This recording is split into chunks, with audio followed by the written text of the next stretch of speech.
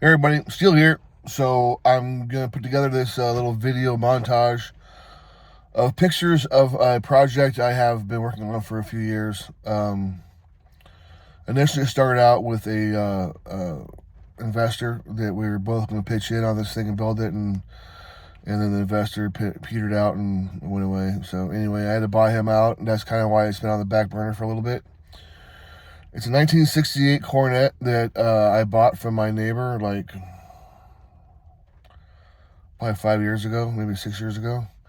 And right off the bat, it was bought because I had a body swap in mind.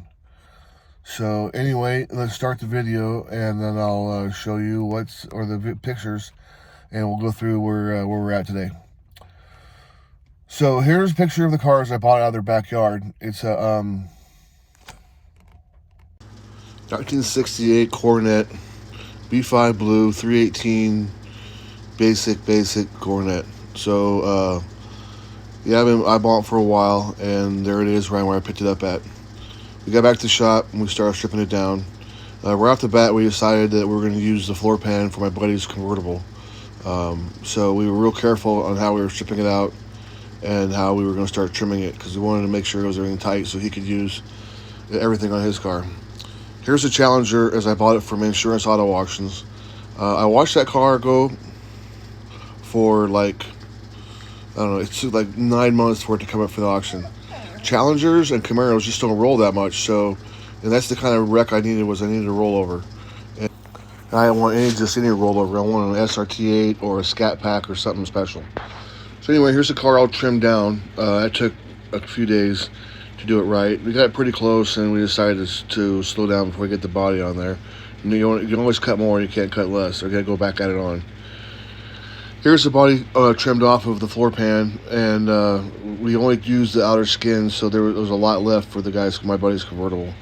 As you can see, we trimmed everything really tight. Here's the first drop. As you can see, it fit pretty good right off the bat. The back set down just where it needed to be at. The front wasn't so easy. You can see here the front needed to come down another 2 or 3 inches, so a little more trimming, and we got it into place. So you can, on the front here, you can see where all the green was. That was all Challenger, and where it's all blue is all Coronet. We dropped it probably, I don't know, 10 or 15 times before we got exactly right.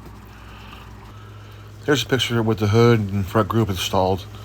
We realized that the hood hinges were not going to work from the Coronet for sure, and then we tried using the ones from the Challenger, and they weren't going to work either. So now it has a flip forward hood, which I don't have a picture of yet, but you'll see it pretty soon.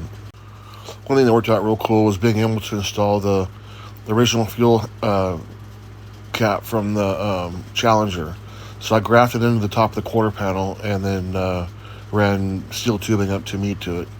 It had to be kind of far forward there because the gas tank is forward of the axle. So I would like to have it back a little bit, but it worked out, and it fits pretty good there. It's all metal finished in now and all done. So I had to make a grader support from scratch with 1x3 tubing.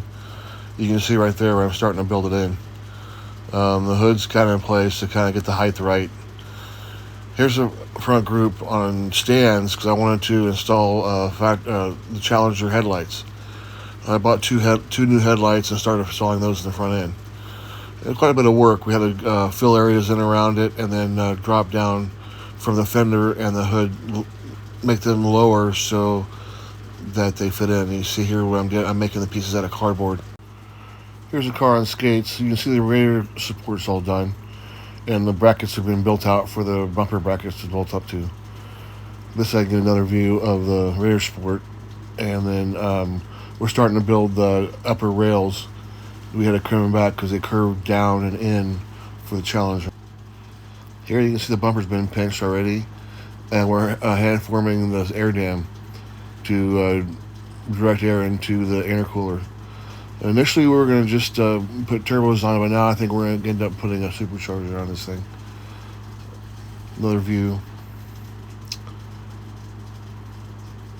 And then the headlights and the grill. We want to use the original grill, so we're shaping the grill to fit into the area between the headlights. And the splitter underneath the air dam, aluminum piece, painted black right now. You can see here that it has a stock grill mounted between the Challenger headlights. I'm making brackets to mount it so that it retains the stock look as much as possible.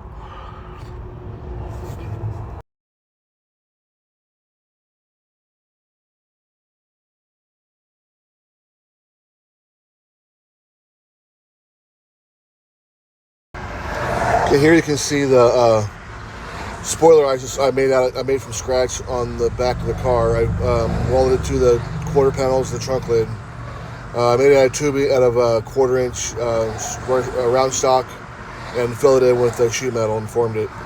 I raised the fin in the middle of the trunk lid to kind of give it to come to meet the back of the spoiler, so it kind of melded together. I think it looks real nice. It really needed something to set it off from other Coronets, so there it is. This is how it looks now. And we haven't done much more of it since then.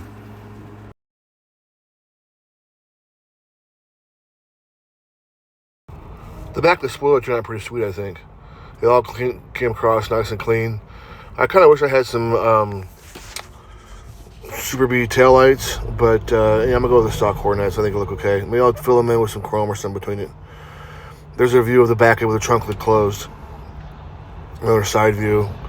The car fit down nice over the stock 20s, the SRT8 20s. Anyway, thanks for tuning in. So I'm gonna probably run the same size tire. I hope the car can only come down by an inch or two. Bye now. So with the front spoiler or with the front air dam and the way it sits now, with the side skirts and the rear diffuser, it'll look clean.